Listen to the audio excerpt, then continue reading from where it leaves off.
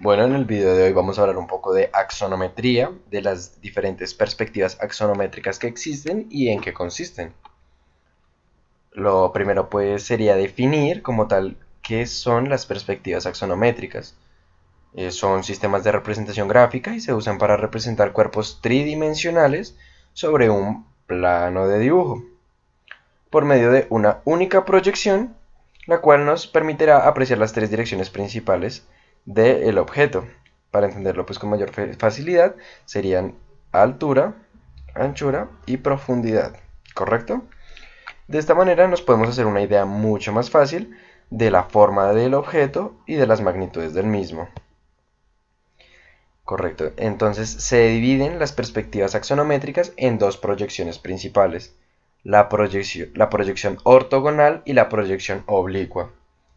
Vamos a hablar primero de la proyección ortogonal. Entonces, ¿en qué consiste una proyección ortogonal? En este caso, la dirección del rayo de proyección es perpendicular al plano de proyección. Los ejes coordenados de referencia son tres ejes perpendiculares entre sí. En este caso, X, Y y Z. ¿Correcto? ¿Por qué decimos que son perpendiculares entre sí?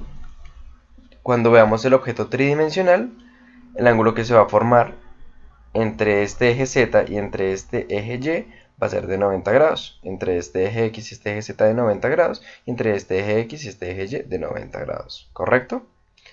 Listo. Y también nos van a definir los planos coordenados. ¿Cómo entendemos los planos coordenados? Los planos coordenados van a ser los que se forman entre los ejes. Vamos a utilizar este cubo para representarlos mejor. Tenemos en cuenta que este es el eje X, este es el eje Y, este es el eje Z.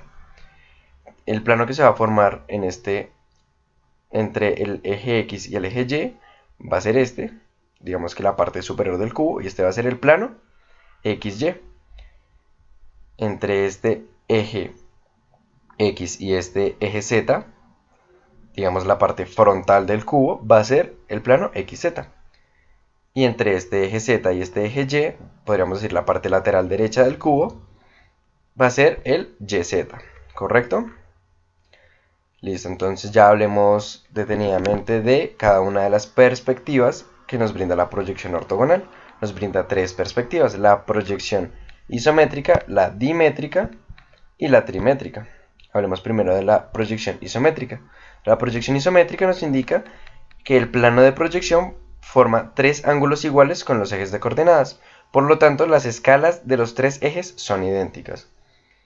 Entonces, como podemos ver, el ángulo que se forma entre este eje X y este eje Y va a ser el mismo que se forma entre este eje Y y este eje Z, y entre este eje Z y este eje X.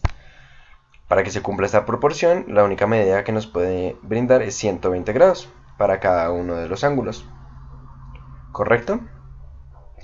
En la proyección dimétrica nos indica que las escalas de dos de los ejes de coordenadas son idénticas y el tercero de los ejes tiene una escala diferente.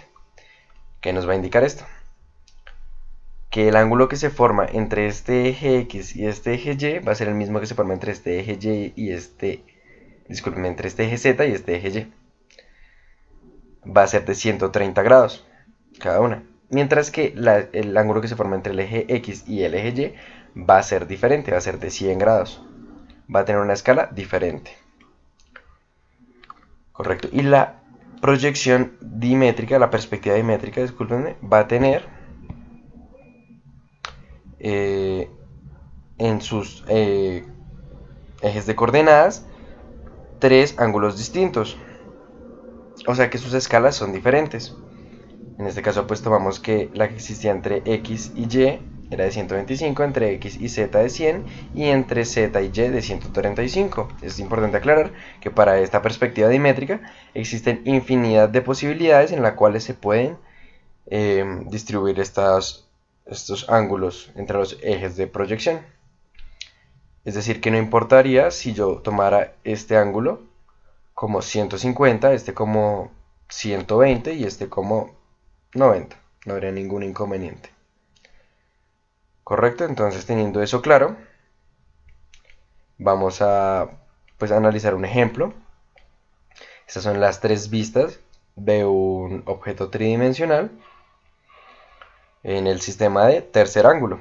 Esto quiere decir que esta sería la vista frontal, esta sería la vista de planta o la vista superior, y esta sería la vista lateral derecha, ¿correcto?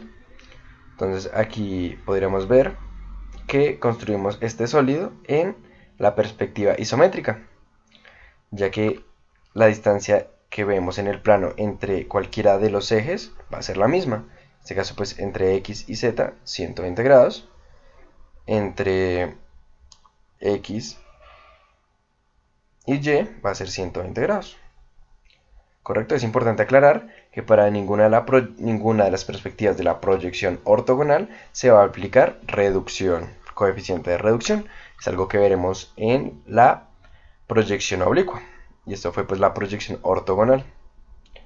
Pasando ya a la proyección oblicua, vamos a definir como tal la proyección oblicua. Y es que en la proyección oblicua existen rayos paralelos en una dirección oblicua al plano de proyección. Y se puede representar el sistema en diversas posiciones, pero siempre un eje debe ser vertical y el otro horizontal, mientras que el tercer eje puede formar cualquier ángulo, el cual representa la profundidad del objeto. ¿Correcto? Entonces, pues vamos a hablar de dos perspectivas, la perspectiva caballera y la perspectiva militar. Hablando de la perspectiva caballera, como mencionamos anteriormente, debe tener uno vertical y uno horizontal. El sistema de coordenadas para explicar la proyección oblicua va variado, como pueden notar. Aquí está ahora el eje Z, el eje X está ubicado en esta parte y el eje Y en esta parte. Entonces, este eje que no está ni vertical ni horizontal es el que nos va a indicar la profundidad del objeto. Y puede variar en cualquiera de estos ángulos. Para este ejemplo, nosotros lo ubicamos en una posición para que la apertura que hubiera entre Z y Y fuera la misma que hay entre X y Y, 135 grados. Lo importante es que se cumpla este ángulo de 90 grados entre Z y X. Correcto, entonces esta sería pues la representación del cubo que habíamos realizado anteriormente en la perspectiva caballera. Como pueden notar, la profundidad se ve un poco variada. Se ve un poco mayor, ¿es correcto? Entonces aquí es donde aplica lo que habíamos mencionado anteriormente, el coeficiente de reducción. Hay coeficiente de reducción en el eje Y. Entonces vamos a reducirlo 0,5. Esto quiere decir que si cada uno de los lados de este paralelepípedo mide 1000, todas las líneas que se encuentren en el eje Y van a pasar a medir 500. Entonces, aplicando el coeficiente de reducción, quedaría aproximadamente así. ¿Es correcto? Esto sería pues la manera correcta. Y plasmamos el mismo sólido, el mismo objeto que habíamos plasmado en la proyección ortogonal, también en la perspectiva caballera con el respectivo coeficiente de reducción en el eje Y. Ya hablando de la perspectiva militar, es importante también tener en cuenta que se mantiene que forma un ángulo de 90 grados. En este caso se va a hacer entre X y Y. Y este ángulo puede variar. Este que nos indicaría pues la profundidad del objeto. Este es el ángulo que puede variar. Este es el eje que puede encontrarse en cualquiera pues de los ángulos que se forman en esta zona de los 270 grados. Sin embargo, nosotros lo ubicamos para que pues se mantenga la simetría de que esta apertura mida 135 y este también, ¿correcto? Entonces, pues esto sería ya en la perspectiva militar, el cubo. Como podemos notar, también la profundidad se ve variada. Entonces, aquí también existe un coeficiente de reducción, pero para el eje Z. Esto quiere decir que si los lados de este paralelepípedo miden 1000 cada uno, todas las líneas que tengan que ver con la altura van a variar en 0,5, es decir, van a ser reducidas a la mitad. Podemos verlo acá. ¿Correcto? Ese sería pues el mismo cubo, el mismo objeto, pero aplicando los coeficientes de reducción. Y acá, como podemos notar, también utilizamos el mismo objeto, el mismo sólido, y le aplicamos los mismos coeficientes de reducción. Y eso fue todo. Eso es la axonometría, los dos tipos de proyecciones principales y las perspectivas de cada proyección. Espero que les haya servido de mucho y hasta luego.